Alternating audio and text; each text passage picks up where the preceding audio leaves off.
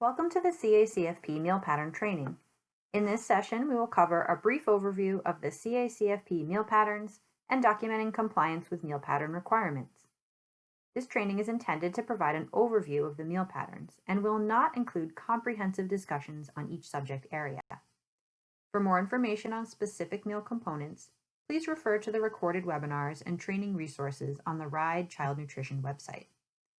This presentation will focus specifically on the child and adult meal patterns and will not cover infants. Specific trainings pertaining to infant requirements are available on the RIDE Child Nutrition website.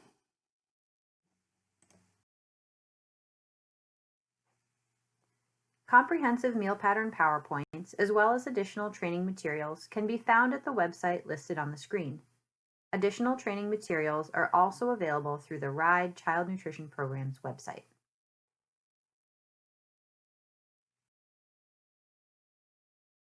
Since 1968, the CACFP has helped ensure participants receive nutritious meals while attending a child or adult care program.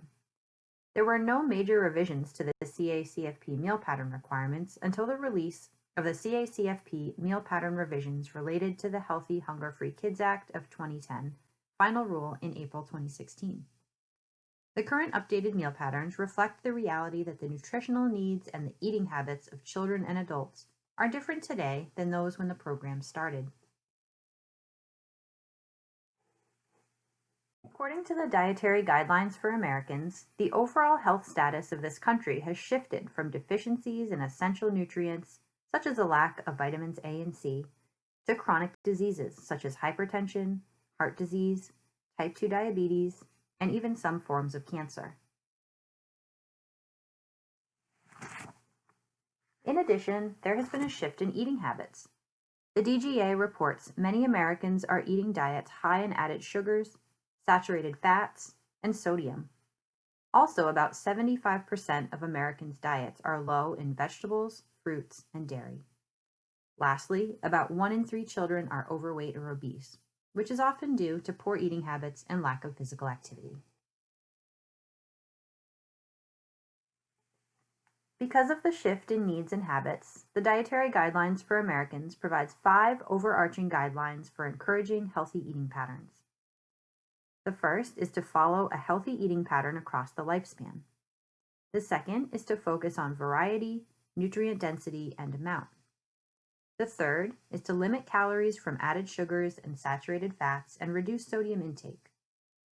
The fourth is to shift to healthier food and beverage choices.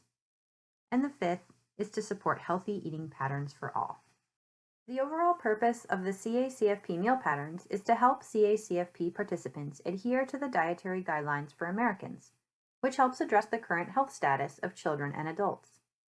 Ultimately, the meal pattern requirements enhance the overall nutritional quality of meals and snacks served in CACFP settings, help young children develop healthy eating habits early, and safeguard the overall wellness of adult participants. Let's take a look at the CACFP child and adult meal pattern requirements. The current child and adult meal pattern requirements, which were published in April of 2016, focus on ensuring children and adults have access to healthy, balanced meals throughout the day. Specifically, the meal patterns ensure that a wide variety of protein options are available, that a variety of vegetables and fruits are served, that menus focus on whole grain-rich food items, and that there are limits on the amount of added sugar and saturated fat in foods served at CACFP sites.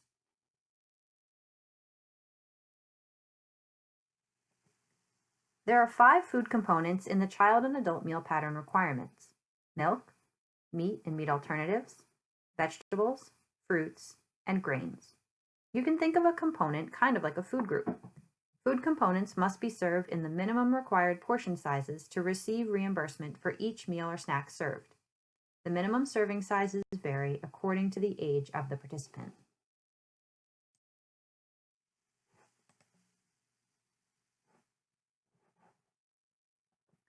The child and adult meal patterns feature 5 age groups: 1 to 2 years old, 3 to 5 years old, 6 to 12 years old, 13 to 18 years old, and adults.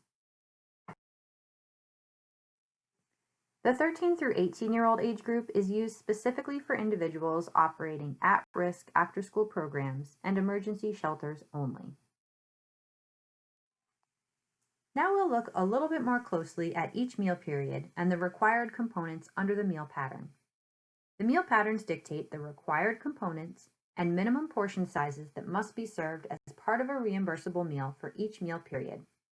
During breakfast, 3 of the 5 food components are required for a reimbursable meal: milk, vegetable, fruit, or both, and a grain. Meat and meat alternates may be used to substitute the entire grains component a maximum of 3 times per week in the breakfast meal pattern.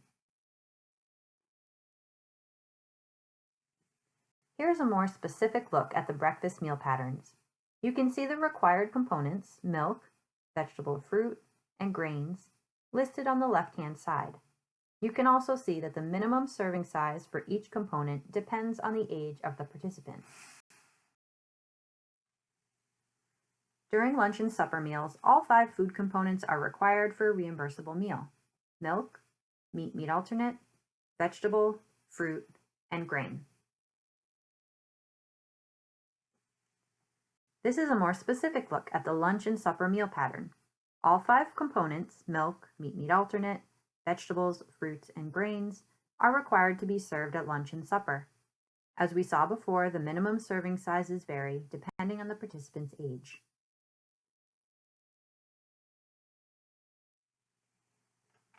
At snack, 2 of the 5 food components are required. For a reimbursable snack, you can mix and match foods from any 2 of the 5 food components. For example, cheese and apple slices would count because cheese is a meat alternate and apple slices are a fruit. Another example would be crackers and milk. The crackers are a grain and the milk counts for the milk component. Now that we've reviewed the features of the child and adult meal pattern requirements, let's shift our focus to the specific food components. In this section, I will briefly outline important details in each of the 5 components. For more in-depth information, please refer to the component-specific webinar recordings found on the RIDE Child Nutrition website if you have not done so already. First, let's discuss the fluid milk component. One of the most important details to note with the milk component is that there are different fat contents allowed depending on the age of the participant. 1-year-olds must be served whole, unflavored milk. 2 to 5-year-olds can be served unflavored, low-fat, or fat-free milk. And participants who are 6 years old and older, including adults, may have unflavored, low-fat, or fat-free milk, or flavored, fat-free, or skim milk. As shown on the previous slide, when a child turns 2, they are required to be served low-fat or fat-free milk unless there is a special dietary need. However, making an immediate switch from whole milk to low-fat or fat-free milk may be challenging for some children. Therefore, the updated meal pattern requirements allow a 1-month transition period to switch from whole milk to low-fat or fat-free milk when a child turns 2 years old. You may claim reimbursement for meals served to children 24 months to 25 months old that contain whole milk or reduced fat milk, or 2%. Breast milk may be served to children past the age of 1. This allows you to claim reimbursement when a mother chooses to breastfeed in the facility, or if she or a guardian provides expressed breast milk to be fed to their child who is past the age of 1. It is important to note that a parent or guardian must supply the age-appropriate minimum serving size for the child in order for the meal to be reimbursable. If a parent or guardian provides less than the minimum serving size, you must make up the difference by serving milk for the meal to be reimbursable. For example, a parent brings a 1/4 cup of breast milk for her 1-year-old child. The minimum serving size for this age group is 1/2 cup. Therefore, you would need to provide an additional 1/4 cup of whole, unflavored milk for a total of 1/2 cup to make up the difference in order for the meal to be reimbursable. Another key point to note is that breast milk and whole milk do not need to be mixed. They can be served separately. Yogurt is a great source of calcium and can offer greater flexibility to the menu planner when planning meals for adult participants. The meal pattern requirements allow 6 ounces or 3/4 of a cup of yogurt to meet the fluid milk requirement once per day for adult participants at adult daycare centers. The 6 ounces of yogurt is equivalent to 8 ounces of milk. When serving yogurt to adult participants, there are some key requirements to remember. First, yogurt may not be substituted for fluid milk for children of any age. Second, yogurt must contain no more than 23 grams of total sugars per 6 ounces. And lastly, yogurt may only credit for one food component in a single meal. Therefore, it may not credit as a milk and as a meat alternate in the same meal. Child care programs participating in the CACFP are required to offer and make water available to children upon their request throughout the day, including mealtimes. It is important to note that water is not part of a reimbursable meal, and it cannot be served in place of milk.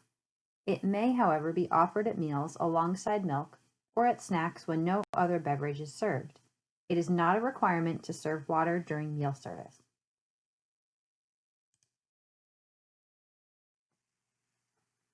Now that we have reviewed the requirements for the milk component, we will move on to discuss the fruit and vegetable components. The meal pattern requirements separate the vegetable and fruit component into 2 components at lunch, supper, and snack. 1 fruit and 1 vegetable must be served during lunch and supper meals, and a reimbursable snack may consist of vegetable and fruit. Vegetables and fruit are a combined component at breakfast meals. This means vegetables, fruits, or a combination of both may be served at breakfast to meet the fruit and vegetable component. To help increase the amount of vegetables eaten by CACFP participants, and to provide greater flexibility to the menu planner, the meal pattern requirements allow a vegetable to be used to meet the entire fruit component for lunch and supper meals. For example, during lunch, a serving of broccoli and a serving of carrots would be a reimbursable meal. This means a lunch or dinner can include a vegetable and a fruit, or 2 vegetables. However, 2 fruits are not creditable in the updated meal pattern requirements. Also, the vegetable substitute must be at least the same serving size as the fruit component it replaced. It is important to note that this flexibility is not allowed at snack. If you choose to serve a vegetable at snack, it must be accompanied by a food from a different component: fruit, milk, grains, or meat alternate. Pasteurized 100% juice can be a great source of essential nutrients. However, it lacks the dietary fiber found in other forms of fruit. Therefore, the meal pattern limits the service of juice to 1 meal or snack per day for child and adult participants. If you should happen to serve fruit or vegetable juice at more than 1 meal, including the snack meal, the meal with the lowest reimbursement rate containing juice would be disallowed. Because of the separation of the vegetable and fruit component, 100% juice blends and purees such as V8 now credit as either a fruit or a vegetable. Juice blends and purees will contribute to the food component with the highest ingredient. For example, if the juice blend or puree contains more fruits than vegetables, the beverage would contribute to the fruit component. If it has more vegetables than fruit, it would contribute to the vegetable component. Whichever ingredient is listed first on the ingredient label is the main ingredient in the juice blend. The next food component we will cover is meat and meat alternates.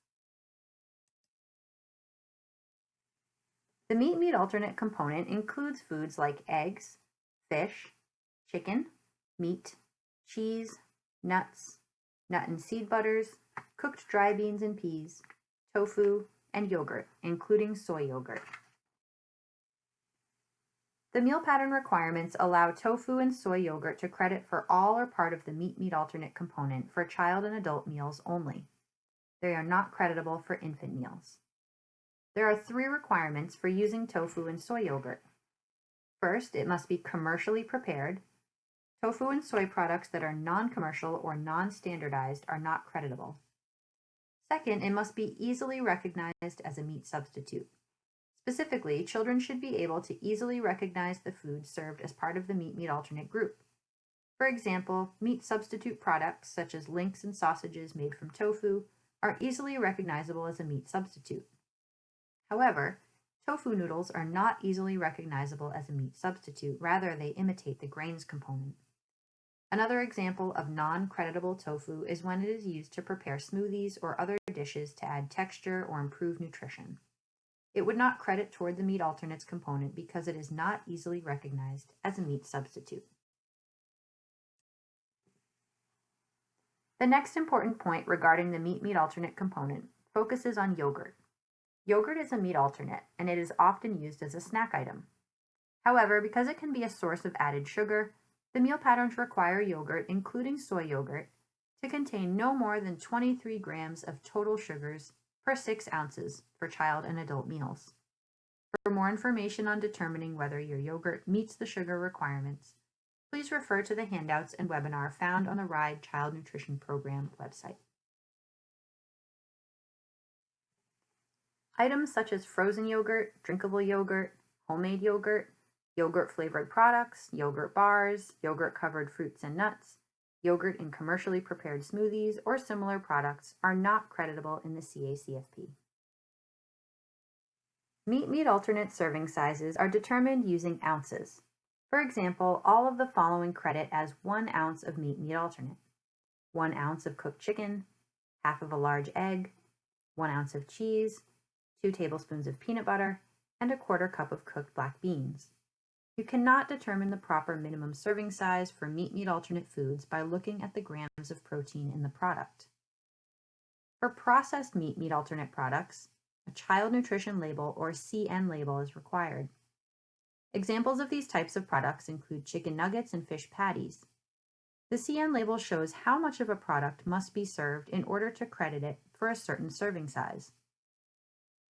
This is because whereas 1 ounce of unprocessed cooked chicken credits as a full 1 ounce, for products like chicken nuggets, there are additional ingredients that do not credit towards the meat alternate component.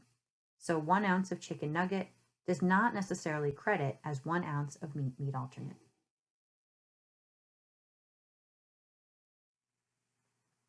Let's explore the requirements for the grain component. The meal pattern requirements focus on serving healthy grains to children and adults in 3 key ways. At least 1 serving of grains per day must be whole grain rich. Breakfast cereals must contain no more than 6 grams of sugar per dry ounce. And grain-based desserts do not count towards the grain component. Additionally, ounce equivalents will be used to determine the amount of creditable grains beginning October 1st, 2021. We will not discuss ounce equivalents during this presentation. Training on using ounce equivalents is available on the RIDE website. The first important aspect of the grain component focuses on whole grain rich foods. Specifically, whole grain rich foods are those that contain 100% whole grains, or at least 50% whole grains, and the remaining grains in the food are enriched. Again, for more information on determining whole grain rich compliance, please refer to the handouts and recorded webinar available on the RIDE Child Nutrition website. The next thing to note about the grains component focuses on breakfast cereal. Both children and adults commonly enjoy breakfast cereals, yet some cereals are filled with added sugar. Therefore, to help reduce the amount of added sugar consumed by children and adults, all breakfast cereals, including ready-to-eat, instant, and regular hot cereal, must contain no more than 6 grams of total sugar per dry ounce. This requirement is similar to the yogurt sugar limit requirement that we discussed earlier. Resources to help sponsors determine compliance with this requirement are also available on the RIDE Child Nutrition Program website. The final important aspect of the grains component surrounds the use of grain-based desserts. According to the Dietary Guidelines for Americans, grain-based desserts are sources of added sugars and saturated fats. Eating too much sugar and saturated fat may increase the risk of heart disease, stroke, and other chronic illnesses. Because of these findings, grain-based desserts are not creditable toward the grain component in the CACFP. Note that the USDA has released some flexibility in this requirement, and as such, graham crackers and animal crackers are no longer considered to be grain-based desserts and will still be creditable for all meal periods in the CACFP. For a listing of grain-based desserts, refer to the grain-based dessert chart on the RIDE Child Nutrition website, But remember, this chart is not an exhaustive list of all grain-based desserts. Any item that is commonly thought of as a dessert will be disallowed under the new meal pattern. RIDE considers any items that are candy-coated or that contain candy pieces, such as a chocolate chip muffin, to be grain-based desserts. This requirement is discussed in further depth in the Recorded Grains webinar.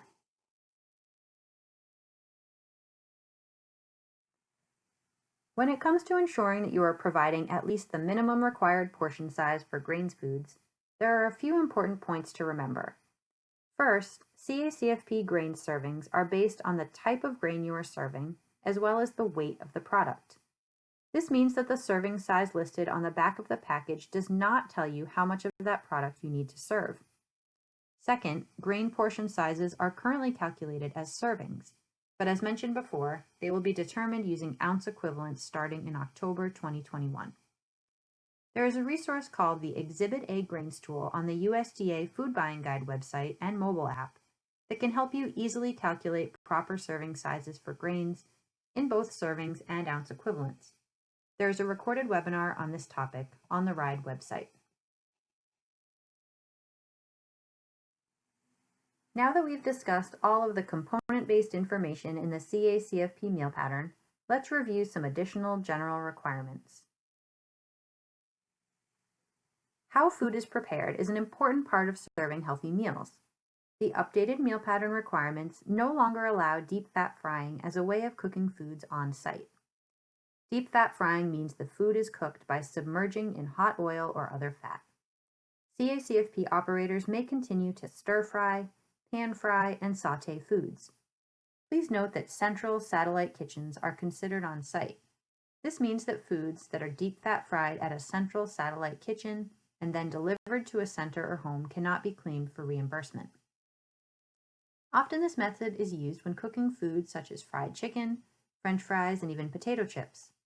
This method can be dangerous, and eating too many fried foods can contribute to chronic illnesses such as heart disease, stroke, and even some forms of cancer because of the large amounts of calories and saturated fat in deep fat fried foods. Foods that are pre-fried, flash fried, par fried, or deep fat fried by a commercial manufacturer may be purchased and served in a reimbursable meal. Similarly, CACFP facilities that vend meals may claim vended meals that contain deep fat fried foods as long as the food was prepared by the vendor off-site. These pre-fried items must be reheated by a method other than deep fat frying. Using food as a reward for good behavior or punishment for less pleasing behaviors may have a negative effect on children's development and socialization. For example, providing children sweet treats after they put away their toys may cause them to develop unhealthy eating habits, and these habits may cause cavities, weight gain, and other health problems. Another example is forcing children to eat all of their food before they can leave the table. This method can cause children to eat more than they need and not listen to their hunger cues, increasing their risk of becoming overweight or obese. Therefore, the meal pattern requirements do not allow the use of food and beverage as a punishment or reward. Family-style meal service and offer versus serve are alternate meal service options available to sponsors. For more information on either family-style service or offer versus serve, please contact one of the RIDE Child Nutrition Program specialists. Please note that offer versus serve is available for at-risk and adult day sponsors only. Now that we have reviewed the CACFP meal pattern guidelines, let's talk about how to document your center's compliance with these rules. When thinking about compliance documentation, start by using this checklist to ensure that you are meeting all of the current meal pattern requirements. All saved menus and receipts should reflect compliance with the items on this list. At a minimum, you will be required to annually save a current cycle menu that is representative of the meals served at each meal period at your center. To reduce administrative burden, rather than asking sponsors to maintain nutrient labels and other forms of documentation each time they shop, we will ask you to retain this information only for the cycle menu that is updated and saved on file annually.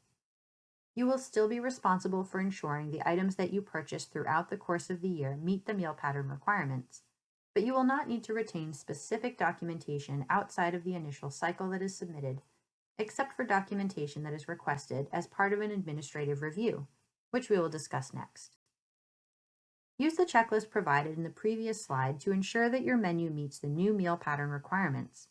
Remember to specify which items on your menu are whole grain rich. Maintain a copy of the nutrient label for any yogurt, cereal, and whole grain rich items included in your 1-month menu. Again, we understand that the type of yogurt and cereal purchased may change throughout the course of the year. We are asking only that you maintain documentation for this initial cycle menu, though you will still be responsible for ensuring that the items that you purchase are compliant going forward. Retain a copy of recipes, product formulation statements, or CN labels for any combination foods that are included on your 1-month cycle menu. If you use a food vendor, you will need to obtain this information from the vendor to maintain with your CACFP files. All of the above documentation must be maintained for at least 3 years plus the current year. For more details about documenting meal pattern compliance, there is a recorded webinar on the RIDE Child Nutrition Program website. You are responsible for ensuring that all menus and food items meet meal pattern requirements on an ongoing basis and that you are saving the appropriate documentation to support this. Remember to save dated menus with specific food items and substitutions clearly marked for each month. As always, this will be an integral part of determining compliance as part of the administrative review process, and we will be looking to match the items listed on the menu to the food receipts that are available at the time of review.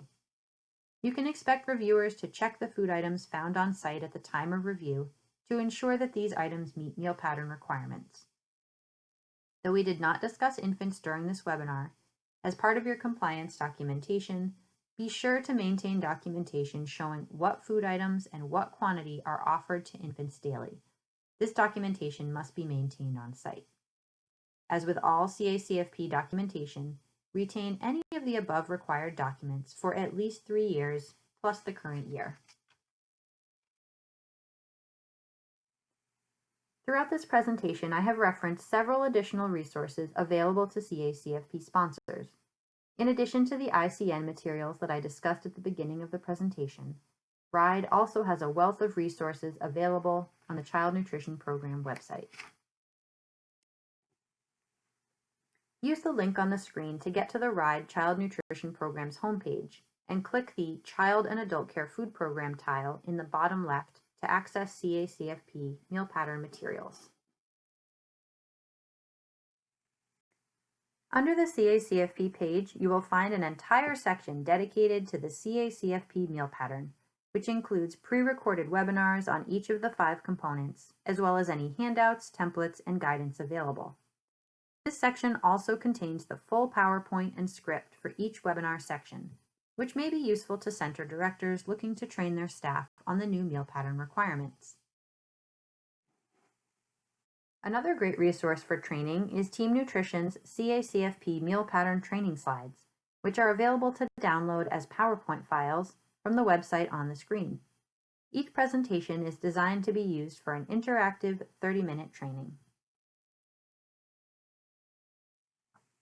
In addition to the materials available on the website, feel free to contact the Child Nutrition Programs team using the email address on the screen with any questions regarding the updated meal pattern or any other CACFP questions.